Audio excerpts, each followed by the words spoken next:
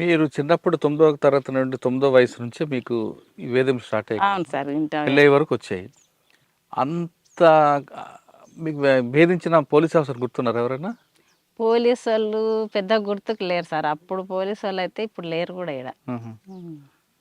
కాకపోతే ఇంటి ముందరకొస్తే మస్తుగా తిప్పలు పెట్టిండ్రు. ఇంట్లో సామాను మొత్తం తాళాలు ఇరగొట్టిపోయేది. నైట్ మేము అంటే ఉండకపోయేది. ఇద్దరు అనుకొని వెళ్ళిపోయారు పార్టీలోకి. ఇద్దరం ఎప్పుడు? మాట్లాడుకొని 94లో పెళ్ళైతే 95 పార్టీ ఒక అనుమతి ఇచ్చిందా? సంవత్సరం. పార్టీ కూడా ఇంకా జనార్దన్లో బయట ఉంటే చంపేస్తారు లోకస్వామి లాగానే. ఒక అనవసరంగా ఈ మనిషిని చంపుకోవడం ఎందుకు అని చెప్పి పార్టీ కూడా ఓకే అని చెప్పి ఇంకా నీ భార్య దగ్గర మాట్లాడుకొని రాండి అని చెప్పి చెప్పిండ్రు. పిలిపించిండ్రు ఒకసారి ఇద్దరిని. పార్టీలోకి వెళ్ళిన తర్వాత ఎక్కడ మీకు బాధ్యులు ఎవరిని చేశారు? మీ ఇద్దరు విడివిడిగా పెట్టుంటారు కదా? లేదు సార్, ఫస్ట్లో ఇడివిడిగా ఏం లేము. పానగాలి దళంలోనే ఉన్నాము. స్టార్టింగ్లో ప్రభాకర్ ఉన్నాడు, చంద్రాన్న. ప్రభాకర్ అంటే సాంబశివుడా? సాంబశివుడు సార్. చుక్కాపూర్ సుక్కాయిపల్లి చుక్కాయిపల్లి. ఆయన్నే మమ్మల్ని తీసుకున్నది కూడా పార్టీలకు. సార్ అన్న దగ్గరనే ఇంకా పోయి అన్నీ సార్ అన్న మాట్లాడేది. ఇంకా కొంచెం నాకు బాగా తెలియదు, ఏజ్ కూడా తక్కువ ఉండే. ఇంకా ఇప్పుడు జనార్దన్ వల్లనే కదా, ఇంకా ఆయన ఈమెకు ఉంటే ఈయన వల్ల ఆయన చనిపోతాడు అని చెప్పి తీసుకొని రోజు క్లాత్ తీసుకునేది మాకు.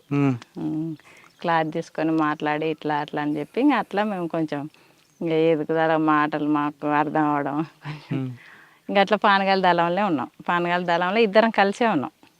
వెంబడే స్టార్టింగ్లో కాదమ్మా, మీకు అసలు పాటలు ఇష్టం, అవును అన్న వాళ్ళందరూ కమ్యూనిస్ట్ భావాలు అవును ఉన్నారు. సార్. మీకు ఆ భావాలు వచ్చే భావజాలం అర్థమైంది అసలు ఉంది ఏమైనా? ఉంది అప్పటికే అర్థమైందా? ఎవరి కోసం భావజాలం. కష్టపడుతున్నారు అనేది? ప్రజల కోసం కష్టపడుతున్నాం కదా, ప్రజలు పడే కష్టాలు సాధారణంగా మీ వయసులో ఏంటంటే ఆ దళం పాడే పాటకి ఎక్కువ మంది అట్రాక్ట్ అవుతుంటారు. అట్రాక్షన్ మీరు అలాగా విన్నారా పాటలు? మస్తు ఏ పాటలు పాట మీకు విన్నాము. బాగా ఇష్టం? బావయ్య ఒకసారి చూసి పాడే పాట బాగా ఇష్టం అప్పట్లో. ఆహా. 91, 90, 94 తర్వాత అవి బాగా ఇంకా ఊర్లలో మోగిపోతున్నది. లక్ష్మమ్మ అనే పాటలు అవి మామూలుగా ఉండకుండా ఊర్లలో. అప్పుడు బాగా ఇంకా పాటలు వినే అడవిలోకి వెళ్ళిన తర్వాత సాంబశివుడు మీకు బాధ్యత చేసుకున్నారు, అర్థం చేసుకుని అన్ని నేర్పారా? అన్నీ సాంబశివుడు ప్రభాకరే ఇంకా మాట్లాడి మంచిగా ఇట్లా ప్రజల కోసం బుక్స్ చదువుతుంటాం. ఇంకా అంటే రాజకీయ తరగతులు తరగతులు కూడా క్లాసెస్ పెడుతుంటారు సార్. క్లాసెస్ వెళ్ళారా? వెళ్ళిన ఇవో వెపన్ ట్రైనింగ్ కూడా రెగ్యులర్గా ఉంటుండే. అంటే సపరేట్గా ట్రైనింగ్ కూడా కాకుండా రెగ్యులర్గా కొత్తగా వచ్చిన వాళ్ళకి కూడా సాయంత్రం ఉదయం 1-2 గంటలు. కానీ చాలా కష్టం కదమ్మా ట్రైనింగ్, ఆ తర్వాత డ్రిల్ ఉంటుంది. ఇవన్నీ మీరు ఇబ్బంది పడలేదా? ఏం ఇబ్బంది అయితే నాకేం అనిపించలేదు సార్. మీతో పాటు ఇంకెవరున్నారు మహిళలు అప్పుడు? మహిళల స్వర్ణాక ఉన్నది, భాగ్య ఉన్నది, ఎవరు హైనోలు భాగ్య ఉన్నది, నేను, పద్మ ఉండే ఒక ఆమె. ఇప్పుడు కూడా సరెండర్ అయింది, లేదు అప్పటికే వెళ్ళిపోయింది. పార్టీలో మహిళలకి చిన్న చూపు చూస్తారు, అసభ్యంగా ప్రవర్తిస్తారు వార్తలు ఎప్పుడు లేదు. అట్లాంటి సమానంగా ఉంటుంది పార్టీలో. చాలా ఇట్లా చెడ్డ పేరు మాట్లాడమంటే అది తప్పు సార్. పార్టీలో మహిళలకు సమానంగానే ఏ దాంట్లో అయినా సమానంగానే చూస్తారు. ఇప్పుడు మేము గ్రామాలకి వెళ్ళాలన్నా, ఊర్లో గ్రామాల ప్రజలను కలవాలన్నా ఇద్దరిని పంపిస్తారు. ముఖ్యంగా మహిళలనే మాట్లాడిస్తారు. ఎందుకంటే ఎక్కువ తొందరగా రిసీవ్ చేసుకుంటారు, వేరే రకంగా అనుకోకుండా ఇట్లా అని చెప్పి ప్రజలకి అట్లాంటివి ఏం లేవు. అవునమ్మా, 8 సంవత్సరాల్లో ప్రజల కోసం చేసిన మంచి కార్యక్రమాలు చెప్పండి. ప్రజల కోసం అంటే ఇక్కడ అజిలాపురంలో 1000 ఎకరాల పొలం ఉంది సార్. దాని ఊర్లో బాగా తిరుగుబాటు. అప్పుడు మేము కలకుర్తి దళంలో ఉన్నాం. అప్పుడు ఎవరున్నారు? అశోక్ ఉన్నాడు. ఈ పెద్దదాగడ అమ్మాయిపల్లి ఉంటుంది ఆయనది, ఈ పక్కలనే. అశోక్ కమాండర్గా ఉన్నాడు. ఇంకా డిప్యూటీ కమాండర్గా జనార్దనే ఉన్నాడు. మేము దళ కమాండర్లాగా ఉన్నాము. అక్కడ బాగా పోరాటం. మామూలుగా అజిలాపురం పెద్దగా చెప్పుకోవచ్చు సార్. ఇంకా ప్రజలు కూడా మామూలు తిరుగుబాటు కాదులే సార్. అక్కడ భూస్వాముల వెనుక అట్లా తిరుగుబాడి కొట్లాడి భూముల్లో ఎర్ర జెండాలు వాతి పొలాలు అందరికీ సమానంగా పంచి అక్కడ పొలాలు చేసుకోవడం కూడా ఇప్పటి వరకు కూడా చేసుకుంటున్నారు. కానీ మీ భూములు పంచారు, కానీ పట్టాలని భూములు వాళ్ళు ఏం చేసుకుంటారు? పట్టాలు లేని భూములు అంటే ఇంకా ప్రభుత్వం ఇవ్వాలి సార్. అది ప్రభుత్వం కరెక్టే. మరి మీరు భూములు పంచి వెళ్ళిపోతారు, ప్రభుత్వం ప్రభుత్వం అంటది కానీ ఇట్లనే వచ్చి మళ్ళీ ప్రజలకు చైతన్యవంతం చేయడము, మీ భూములు మీరు గట్టిగా నిలబడి కొట్లాడుకోవాలి ఇట్లా ప్రభుత్వం మీదకైనా అని చెప్పి వాళ్ళతో మాట్లాడి చెప్పి జెండాలు వాతిచ్చి వాళ్ళని పొలాలు చేసుకోండి, మీరు ఎంతవరకైనా తగ్గొద్దు దేనికి అని చెప్పి ధైర్యం చెప్పి కానీ ఆ క్రమంలో మీరు మోహన్ రెడ్డి అని ఒక భూ యజమాని బాగా కొట్టారట కదా? అప్పుడు మా ఊర్లోనే మస్తుగా ఎందుకు ఆయన ఇచ్చినప్పుడు కొట్టడం ఎందుకు?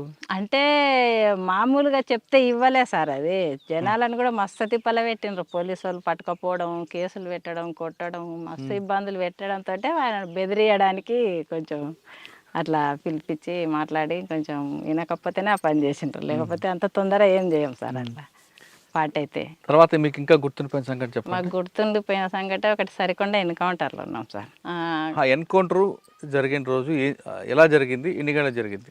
అది ఎన్కౌంటర్ ఏంటంటే మేము బాగా జర్నీ చేసి అలసిపోయి ఇంకా ఎక్కడో ఒకతో అన్నట్టు గుట్ట మీదకి అయితే ఎక్కినాం సార్.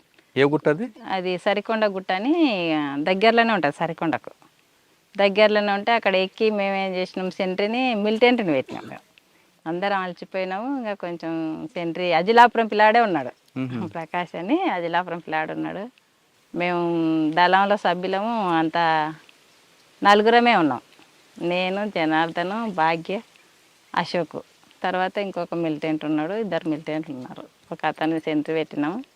అయితే సెంట్రీ నుంచి పోలీసు అంతకుముందు నైటే వచ్చినారు పోలీసు వాళ్ళు.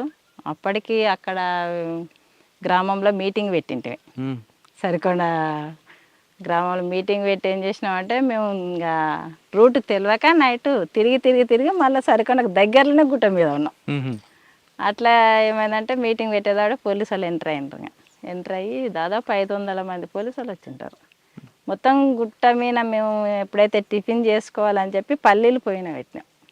చాయ్ పల్లీలు ఉంటాయి, ఉదయం పూట తిరిగి వచ్చినాం కదా అని చెప్పి పెట్టే పొగ అనేది చూసిండ్రు పోలీసు. గుట్ట మీద ఎందుకు వస్తుంది పొగ చూడాలని ఆ గుట్ట చుట్టుముట్టి ఇమ్మడే ఫైరింగ్ ఓపెన్ ఫైరింగ్ చేసేదాడే మేము ముగ్గురం కూర్చుంటాం, నేను, జనార్దన్, భాగ్య పొయ్యి దగ్గర కూర్చున్నాం.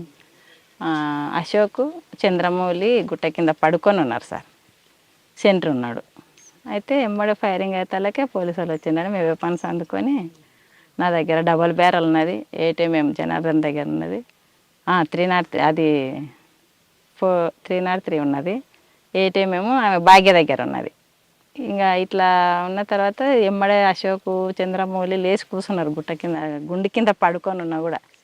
కూర్చున్న తర్వాత అయినా పోలీసు వాళ్ళు ఎక్కువ మంది కాబట్టి మాకెళ్ళి నుంచి ఎమ్మడే ఫైరింగ్ పోకపోతే పట్టుకోవడానికి ఉరికొస్తుంటే ఎమ్మడే జనార్దన్ అది స్ట్రక్ అయింది. ఎమ్మడే ఫైరింగ్ చేసేదావిడే డబల్ బ్యారల్, అది లోపలికే ఇక్కపోయి వస్తలేదు. ఇంకా జనార్దన్ తీసుకొని వేరేది ఏటీఎంతో ఫైరింగ్ చేస్తే పోలీసు వాళ్ళు ఆడికైనా మస్తు ఫైరింగ్ పట్టుకోవడాలని చెప్పి మా దిక్కు నుంచి ఫైరింగ్ రాకుంటే మమ్మల్ని పట్టేసుకుందేలే. మా దిక్కు నుంచి ఫైరింగ్ పోకుంటే అసలు మమ్మల్ని పట్టుకోవాలనే వస్తున్నారు. అంటే చాలా మంది పోలీసులు ఉన్నారు కదా సార్. ఇంకా ఫైరింగ్తో నుంచి అప్పటికి మాకెళ్ళి ఎప్పుడైతే అశోక్ మాకు దెబ్బలు తాకినాయి, బాంబులు వేసిండ్రు మా ముందర ఇట్లా పడ్డాయి, మాకు ఇవన్నీ దెబ్బలు అవే సార్, మకానికి తాకినాయి వల్ల గాయాలు అవే. నాకు, భాగ్యకు, జనార్దన్ తాకినాయి కానీ తక్కువ తాకినాయి, మాకు ఇద్దరికి ఎక్కువ తాకినాయి, నాకు, భాగ్యకు. మాకు ముఖానికి మాకు రక్తాలు కారుతుంటే అశోక్ కమాండర్ చూస్తున్నాడు ఊక ఫైరింగ్ చేసుకుంటే, ఇక్కడ మా ముఖం ఎప్పుడైతే మళ్ళీందో ఆయనను కొట్టేసిండ్రు. అశోక్ చనిపోయిండు ఆయన. అశోక్, చంద్రమౌళి ఇద్దరు పక్కనే ఉన్నారు. మాకు గాయాలు అయినట్టు ఎప్పుడైతే ఇక్కడ మళ్ళీండో అక్కడ నుంచి ఆయనకు ఎమ్మడ తగిలింది. ఇంకా మేమేమనుకుంటే మాకు పడిపోయింది కాబట్టి కనవాలేడు గుండె కింద. అరే అన్న పోయినట్టున్నాడు, మనం కూడా ఎట్లా కలిగి తప్పించుకోవాలని చెప్పి మేము ఒక బాగా గుంత ఉన్నతోనే ముగ్గురం దిగినాం. అయినా మాకు శాతం అయితే లేదు, ఇంకా అప్పటికి బ్లడ్ బాగా పోయింది. ఇంకా వాగులకు దిగినాం. వాగులకు దిగిన తర్వాత ఆడ ట్యాబ్లెట్స్ ఉంటాయి సార్ మాకు, బ్లడ్ ఆగిపోవడానికి ట్యాబ్లెట్ వద్దనే ఉంటుంది. అవి వాగుల వాటర్ కాలువ పొంటి పోతుంటే ఆ వాటర్ నీళ్ళు తాగి ఆ ట్యాబ్లెట్ తీసుకొని ఇంకా భాగ్యకు అసలు నడవనికనే వస్తలేదు కాళ్ళకు దాకి. ఇంకా భాగ్య వేపను నా వేపను జనార్దనే పట్టుకున్నాడు. ఇంకా కిందికి దిగినాక కూడా కింద పోలీసులే ఉన్నారు. అతలకు దాటినాం, దాటి ఇక్కడ కూడా పోలీసు ఉన్నారు. ఇంకా మనం కింద వాగులో పోతే పట్టుకుంటారని చెప్పి అట్లనే గుట్ట మీదనే ఊరు అంచుకొని దిగినాం, సరికొండ అంచుకొని దిగినాం. దిగి మళ్ళీ జనార్దన్ మమ్మల్ని పక్కన పెట్టి ఊర్లోకి వెళ్ళిపోయిండు సార్. ఊర్లోకి వెళ్ళిపోతే ఊర్లో భయపడుతున్నారు, ఊర్లో కూడా పోలీసు వాళ్ళు ఉన్నారు సార్ అని. ఊర్లో భయపడుతుంటే ఏం కాదు పోలీసు వాళ్ళు ఉంటాయని చెప్పి వాళ్ళ దగ్గరకు పోయి ఇంత సల్ల పట్టుకొచ్చిండు. ఏదన్నా తాగకపోతే ఇంకా పోలేము మనం అని చెప్పి సల్ల పట్టుకొచ్చిండు. వాళ్ళని కొంచెం బెదిరించిండు. ఇకపోతే తర్వాత మళ్ళీ తీసుకుపోండి అన్న, ఇటుకి వెళ్ళే ఉండరు పోలీసుల భయానికే మేము భయపడుతున్నాం అని చెప్పిండ్రు. వాళ్ళే మళ్ళీ చీరలు కూడా తెచ్చిచ్చిండ్రు. మేము యూనిఫామ్ మీద ఉన్నాం కదా సార్, చీరలు కూడా ఇస్తే ఆ చీరలు డ్రెస్సులు మార్చుకొని చీరలు కట్టుకొని మళ్ళీ పగలే రోడ్డు దాటిచ్చిండ్రు. అతనికి అది నాగిల్ అని ఉంటుంది, సరికొండ నుంచి నాగిల రోడ్డు దాటి వాళ్ళే దాటిచ్చిండ్రు. మళ్ళీ ఊరోళ్ళే వాళ్ళ అంచునాంగ వదలకపోయి మీరు ఎట్లనా కానీ